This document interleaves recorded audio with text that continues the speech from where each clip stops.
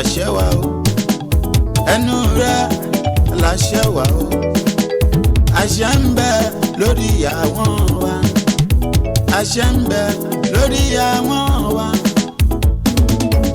ọpọlọ òyìnbá ẹ̀mẹ́rẹ̀ olóríire ń fẹ́rẹ̀ sí ọpọlọ òyìnbá ẹ̀mẹ́rẹ̀ olóríire ń fẹ́rẹ̀ sí. ọ̀rọ̀ ìlú méjì kan mo fẹ́ sọ. orílẹ̀-èdè Amẹ́ríkà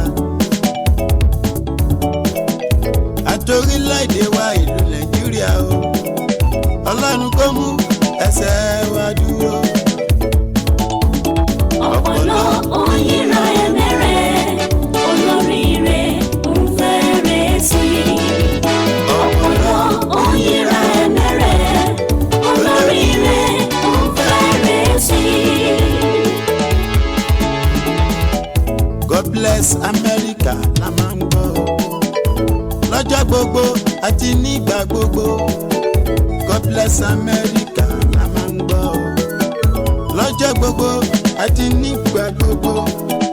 nínú owó wọn God bless America, nínú iṣẹ́ wọn God bless America, nínú gbogbo tó bá ṣe God bless America, lópòpónà wọn God bless America.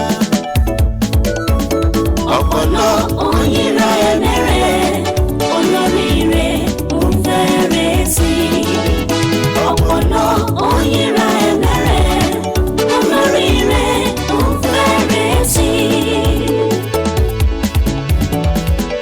ṣùgbọ́n lórílẹ̀‐èdè tiwa Nàìjíríà èmi àti rẹ̀ ọ̀rọ̀ òdì la máa sọ síra wa ẹni wípé kò lè dá fún wa mọ́.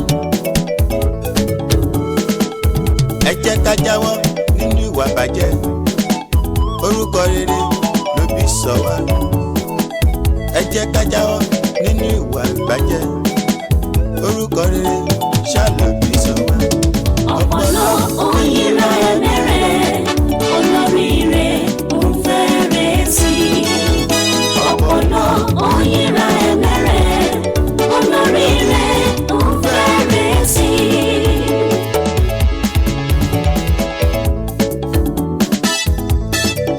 ohun tó dáa ló yẹ ká máa pè mọ́ra tó rà pè mọ́ra là ń pè tèmi dire. ohun tó dáa ló yẹ ká máa pè mọ́ra tó rà pè mọ́ra là ń pè tèmi dire.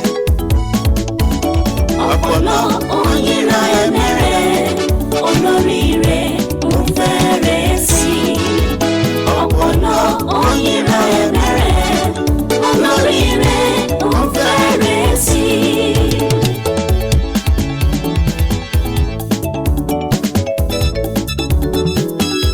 ẹ jẹ́ ká jáwọ́ nínú ìwà bàjẹ́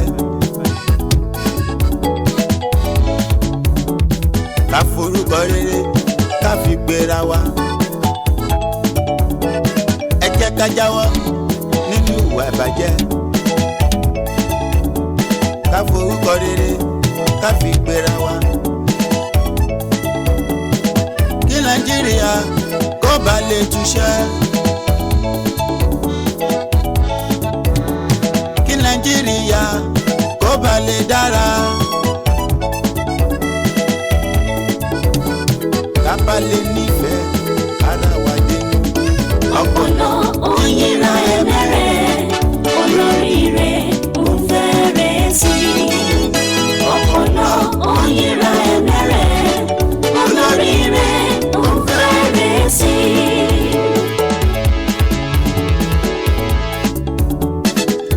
Adaniwaye ọ̀rọ̀ Nàìjíríà dọ́wọ́ rẹ̀ wá bá a dá sí kó lè tùbà kó túṣẹ́. Adaniwaye ọ̀rọ̀ Nàìjíríà dọ́wọ́ rẹ̀ wá bá a dá sí kó lè tùbà kó túṣẹ́. ọpọlọ òyìnbá ẹ̀mẹ́rẹ̀ olóríire ń fẹ́rẹ̀ sí ọpọlọ òyìnbá.